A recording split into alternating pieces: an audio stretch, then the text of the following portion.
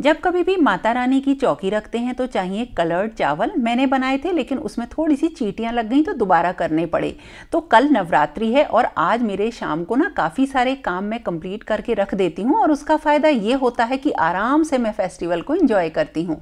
इन्हें कलर करना बहुत ही आसान है। बस फूड कलर लीजिए, पॉलीथिन में थोड़े से चावल, आधा चम्मच पानी और 1-2 चम्मच फूड कलर डाल के थोड़ा सा हिला दीजिए और सारे चावल अच्छे से कलर हो जाते हैं। बस ध्यान रखिएगा कि पानी बहुत ज्यादा ना हो और कलर अगर ज्यादा भी हो जाता है तो कोई दिक्कत नहीं, बहुत सुंदर कलर इनका आता है और इनसे जो माता रानी का दरबार है ना बहुत सुंदर दिखता है।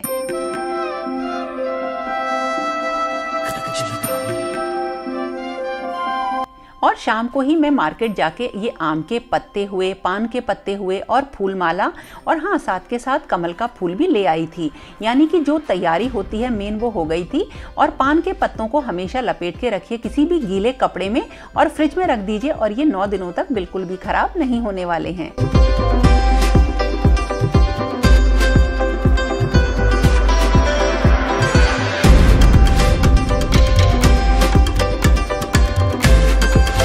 और आप लोग मुझसे पूछ रहे थे कि अष्टदल कमल कैसे बनाती हूँ, तो बहुत ही आसान है। और मेरे पास जो ये थाली है ना इसमें इसी तरीके से मार्किंग हो रखी है कि पूरा एक अष्टदल कमल बन जाता है। एक्चुअली इसमें 8 कलियाँ बनानी रहती हैं और ये अलग अलग कलर्ड चावल से बहुत ही सुंदर लगता है। और इनको मैं जो अखंड जोत है और कलश उसके नीचे रखती हूँ। अलग अलग कलर के ये अष्टदल कमल ना बहुत ही सुंदर लगते हैं। और ये मैंने बनाने के बाद जो आगे की तैयारी है वो शुरू कर दी, जैसे अखंड जोत को तैयार करके रखना और इन सबको उन जगह पे रखना जहाँ पर इनका यूज़ होना है, ताकि मॉर्निंग में उठ के मुझे कोई भी एक्स्ट्रा काम नहीं करना पड़े और मैं सीधे भगवान जी का स्नान करा के पूजा करनी स्टार्ट कर दूँ।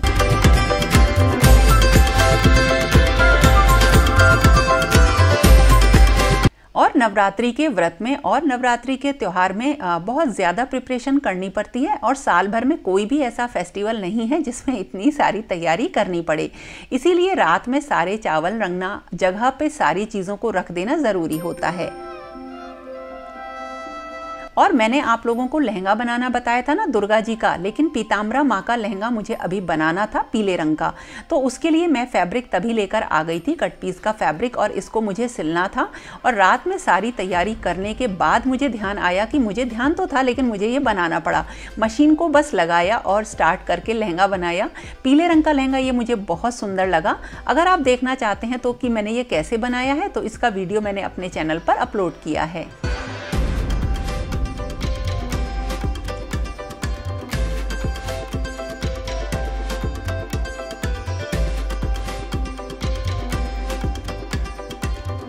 वैसे तो नॉर्मली जब नवरात्रि होती है तो सुबह उठ के कोई भी काम नहीं कर पाते हैं सिवाय क्लीनिंग के, और वो भी बेसिक क्लीनिंग के। लेकिन आज मुहूर्त क्योंकि लेट है तो इसलिए मुझे थोड़ा सा टाइम मिल गया और मैंने हल्की फुल्की सी डस्टिंग कर दी, क्योंकि 2-3 दिन से तैयारी के चक्कर में मेरी डस्टिंग नहीं हो रही थी। और बाहर का एरिया बहुत अच्छे से क्लीन किया क्योंकि यहाँ पर माता रानी के चरण बनने हैं। फिर आई बंधनवार की बारी। तो पत्ते मैंने इस बार मंगा लिए थे और इसमें जो है कई सारे पेड़ों के पत्ते थे, जैसे अमरूद के, आम के और कई सारे और भी। अशोक के तो थे ही। मैंने सोचा चलो बढ़िया है, सारे जितने भी ये पेड़ हैं ना या पत्ते हैं इन सब का शुभ प्रभाव घर पर आएगा। मैंने बंधनवार तैयार करी, 3 बंधनवार तैयार करी। 2 तो जो नीचे के एंट्री वाले डोर हैं ना इन दोनों पे लगा दी और एक मैंने ऊपर वाले दरवाजे पे लगा दी।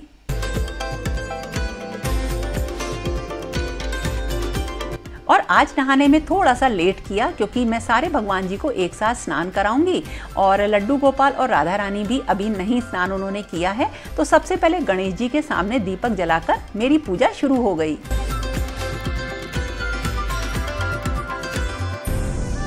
और इस तरह से नवरात्रि की सुबह की शुरुआत हो गई है। मैंने दीपक जला दिया है गणेश भगवान के सामने और अब मैं जा रही हूँ, मतलब मुहूर्त जो है वो करीब 11:30 के बाद का है, करीब 11:15 से 12:30 तक का मुहूर्त है। एक एक करके अब सारा सामान लेके जा रही हूँ। पहले लेके जाऊंगी ये पूजा के बर्तन, थोड़ा सा सामान जो नीचे रखा रहता है ना ये सब भी ऊपर साथ के साथ चला जाता है।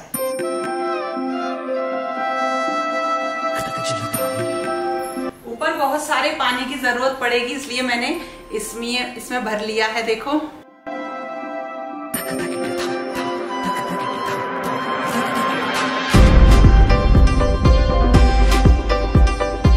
में, सारे अध्याय में। और ये माता का पूरा सब कुछ है, यहाँ की चित्र से ही आपको पता चल रहा है। अच्छा, लेकिन ये संक्षिप्त है, ये संक्षिप्त मार्कंडेय पुराण है ना। अच्छा, मैं सोच रही थी ना कि मैं मार्कंडेय पुराण लूंगी जो एक मोटी सी आती है, लेकिन हाँ सही है, हमें जैसे हम जब पढ़ना शुरू करते हैं तो क्लास फर्स्ट से शुरू करते हैं, फर्स्ट सेकंड थर्ड करके ऊपर बढ़ते हैं। ये थोड़ी है कि हम शुरुआत से ही ग्रेजुएशन करते हैं। तो मुझे लगता है मेरे लिए बिल्कुल सही है, परफेक्ट है। और माधव ने बिल्कुल टाइम पे लाके दी है। बस मैं ऊपर जो हूँ देवी जी का स्नान कराने ही जा रही थी।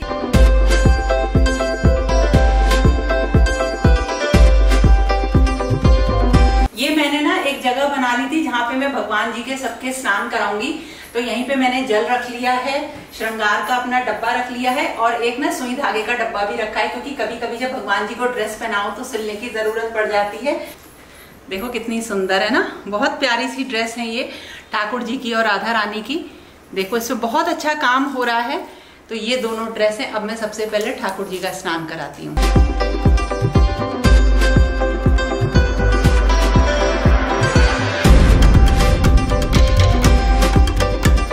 सबसे पहले कराना था लड्डू गोपाल और राधा रानी का स्नान और श्रृंगार। तो उनके लिए मैं कुछ नए वस्त्र लेकर आई थी, और ऐसा बिल्कुल भी ज़रूरी नहीं है कि आपको नए वस्त्र ही लेने हैं। और अब मैंने पूजा में से जो भी भगवान जी थे उन सबको उठाकर स्नान करना स्टार्ट कर दिया। और ये है नवग्रह, जो कि मैंने शायद 1 साल पहले स्थापित किए थे अपने दुर्गा पूजा के टाइम पे। और ये आप भी इसी तरीके से स्थापित कर सकते हैं। और पीतल की मूर्तियों को चमकाने के लिए ये अभ्यंग पाउडर है, इसको थोड़ा सा गीला करके फिर मूर्तियों का स्नान कराइए, तो ये जो है काफ़ी चमक जाती हैं। पीताम्बरी का यूज़ मैं अपने भगवान जी के विग्रह पे बिल्कुल भी नहीं करती हूँ। और एक एक करके जितने भी भगवान जी थे सबका श्रृंगार मैंने बदला और सबको स्नान कराया। और वैसे भी शुभ दिन मैं सारे ही भगवान जी को स्नान करा देती हूँ और उनका श्रृंगार भी बदल देती हूँ। और अब आई पीताम्बरा माँ की बारी। तो देखिए उनका लहंगा बहुत ही ज़्यादा सुंदर लग रहा है। और मेरे पास उनकी एक छवि यानी कि एक फ़ोटो है, जिसको कि मैंने एक छोटे से मेरे पास आइटम था उसमें इस तरह से रखा कि उनका लहंगा मैं बांध सकूं इस तरह से। और उनके लहंगे में ऊपर मोटी लेस भी मैंने इसलिए ही लगाई थी ताकि उनको पहनाने में आसानी हो और बहुत ही सुंदर वो दिखें। पीताम्बरा माँ की छवि रियली बहुत सुंदर लगी।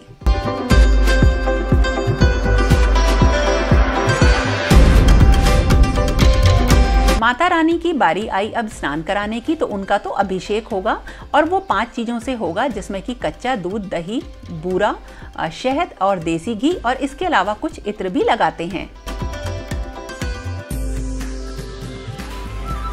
तो ये हो गया माता रानी के अभिषेक का सामान। और अभी 11 नहीं बजे हैं।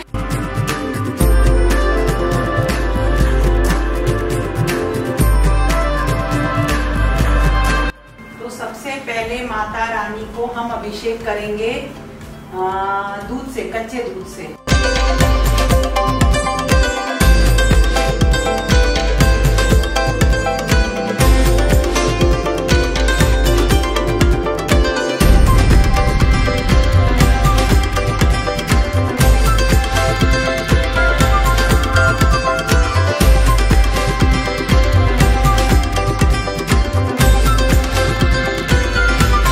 ये जो माता रानी का बड़ा लहंगा था ना, ये पूरा मैंने जो कई चौकियों पे बिठाया है, तो उसके बाद जो है बहुत अच्छी तरीके से नीचे तक आ गया। तो देखो माता रानी कितनी भव्य लग रही है, कितनी सुंदर लग रही है।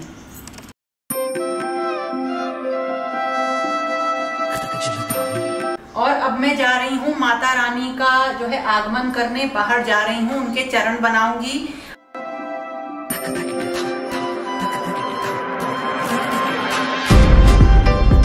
हर त्योहार पे स्वास्तिक बनाना मेरा एक नियम ही है, और घर के दरवाजे पर मैं इसे बनाती हूँ। एक तो देखने में बहुत सुंदर लगता है, शुभ संकेत है, और घर में कुछ शुभ प्रभाव ही इससे पड़ते हैं। तो आप भी घर के दरवाजों पर जरूर स्वास्तिक बनाइए। और वैसे मैं तो सोच रही थी कि यहाँ पे एक परमानेंट बना के टांग दूँ, लेकिन अपने हाथ से बनाई हुई चीज़ों की बात ही कुछ और होती है।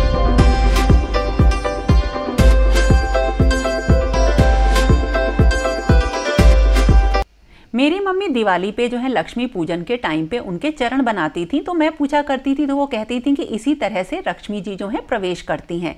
तभी से माँ दुर्गा के चरण बनाना मेरा नियम बन गया, और मैं माँ दुर्गा का प्रवेश कराती हूँ उनके चरण बना के।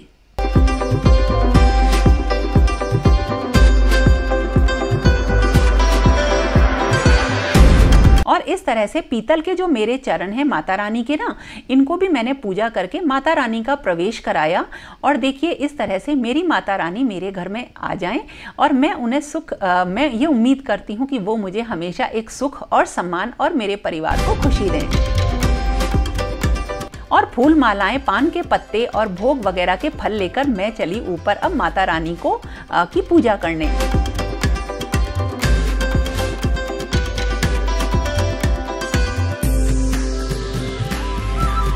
जौ के पात्र में मिट्टी भर के मैंने रख दिया था, ऊपर से डाली थोड़ी सी जौ, हल्की सी मिट्टी और थोड़ा सा गंगा जल और पानी छिड़क दिया। इसी तरीके से ये बहुत अच्छी हो जाएंगी। और हाँ, कलावा बांध के स्वास्तिक मैंने लगा दिया और इसी तरीके से स्थापित कर दी अपनी अखंड ज्योत। एक है तेल की और एक है देसी घी की। और कलश स्थापना के टाइम जल, गंगा जल, और इसमें है सुपारी, कमलगट्टा और हरी इलायची, लौंग और चावल। इसके अलावा बताशे, हल्दी और मैंने सिक्का इसमें डाल दिया। आम के पत्तों पर बनाए थोड़े से टीके लगाने के बाद ऊपर से जो है मैं इसमें लाल चावल रख के फिर नारियल रखूंगी। और हाँ, कलश में कलावा और स्वास्तिक का चिन्ह बनाना भी जरूरी ही है। और इस तरह से कलश स्थापना हो गई।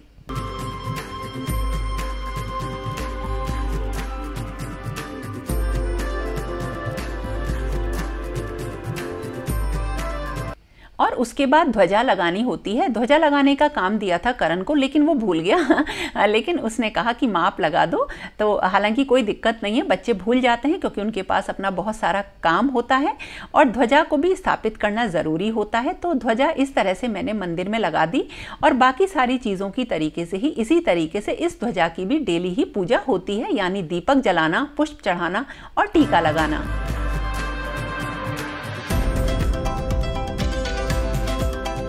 सारे देवी देवता स्थापित हो गए हैं, मैंने कलश स्थापना कर दी है और अब बस अभी टाइम बाकी है। अब मैं सब दीपक वगैरह जलाऊंगी। मैंने यहाँ पे जो राधा कृष्ण भगवान है और मेरे लड्डू गोपाल राधा रानी है, उनको मैंने मंदिर में बिठा रखा है, नए मंदिर में। और बाकी सारे भगवान जी यहाँ आ गए हैं, सब सामने से दिख रहे हैं। ये सब एरिया एक ही है, कुछ भी अलग इसमें नहीं है। एक्चुअली जो राधा रानी और लड्डू गोपाल की सेवा सुबह जल्दी करनी पड़ती है ना, इसलिए मैं जो हूँ उनको इस तरीके से रखती हूँ कि वो जो है मतलब वो उनकी सेवा हो जाए, डिस्टर्ब ना हो है ना। और माता रानी में थोड़ी सी देर हो जाती है, सुबह जैसे 7-8 बज जाते हैं, इसलिए मैंने मंदिर में इस तरह से स्थापित कर दिया है माता रानी को।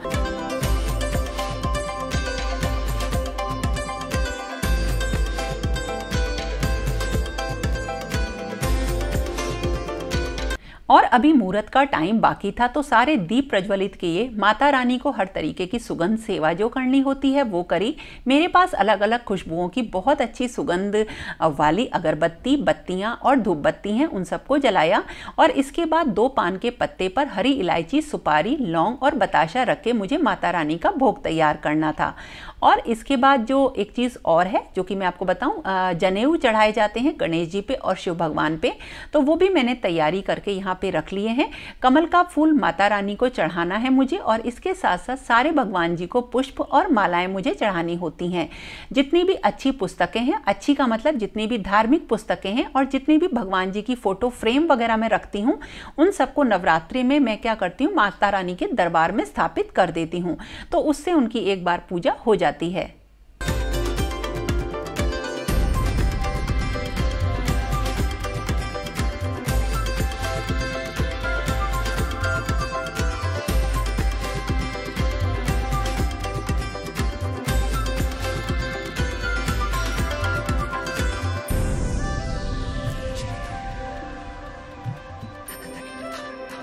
माता रानी का जो दरबार मैंने सजाया था बहुत ही सुंदर था, लेकिन माता रानी के विराजमान होते ही ये भव्य हो गया और ये बहुत ही इसे ऐसे कहते हैं ना जिसमें एक ऊर्जा, एनर्जी दिखाई देने लगी और पूरे घर में इन सारी चीज़ों की जो एनर्जी का इफेक्ट है वो दिखाई देता है। तो घर में पूजा होना या ये विधि विधान से होना ये इसलिए भी ज़रूरी है कि इनके शुभ प्रभाव हमारे घर पर पड़ें। और सारे भगवान जी जो हैं रियली बहुत ही दिव्य लगते हैं जब उन्हें दरबार में स्थापित किया जाता है और उनका ओज अलग ही होता है। लड्डू गोपाल और राधा रानी का जो नियम है ना सेवा का, वो थोड़ा सा अलग और मुश्किल है। मुश्किल का मतलब यह है कि वो नियम जो है समय से बंधा हुआ है, इसलिए मैंने उनको माता के दरबार में नहीं रखा हुआ है। हालांकि सब एक ही है और वो पास में ही विराजे हुए हैं और सब चीज़ें देख रहे हैं, बस यह है कि उनका स्थान बदला हुआ है। माता रानी को पान के पत्ते पे रख के सारा प्रसाद चढ़ाया और उसके बाद जितनी भी पूजा होती है वो करी और अब होगी हवन की तैयारी।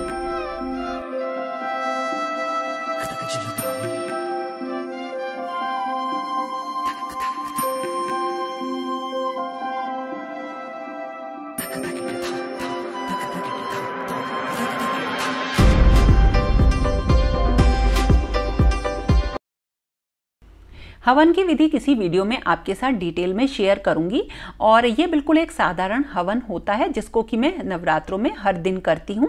और करण आज घर पे है तो उसने भी करवा लिया, जो भी घर में रहता है साथ वो इसमें आहुति डाल देता है।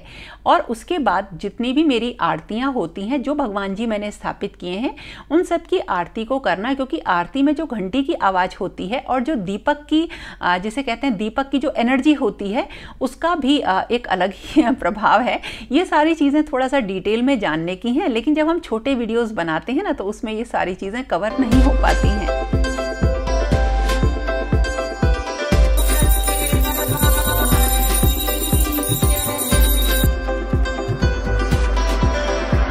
और इस तरह से मेरी ये पूजा जो है खत्म हुई, हवन हो गया है, आरती हो गई है और अब मैं करूँगी पाठ। मेरी सुबह से स्टार्ट हुई पूजा, ख़त्म हुई 4 बजे। जी हाँ, पूरा दिन लग गया इसमें और मैंने सारे पाठ किए और साथ के साथ सारी चीज़ें मैंने संभाली भी, ताकि शाम की जो पूजा हो उसमें मुझे इस तरीके से ये सारी चीज़ें फैली हुई ना मिलें। तो दोस्तों ये था मेरा आज का वीडियो, कैसा लगा ज़रूर बताना और पसंद आए तो लाइक आपको करना ही है, कॉमेंट करके भी बताना। तो फिर मिलेंगे कुछ नए और इंटरेस्टिंग वीडियो के साथ, तब तक के लिए okay friends, thank you and bye bye. जय माता की।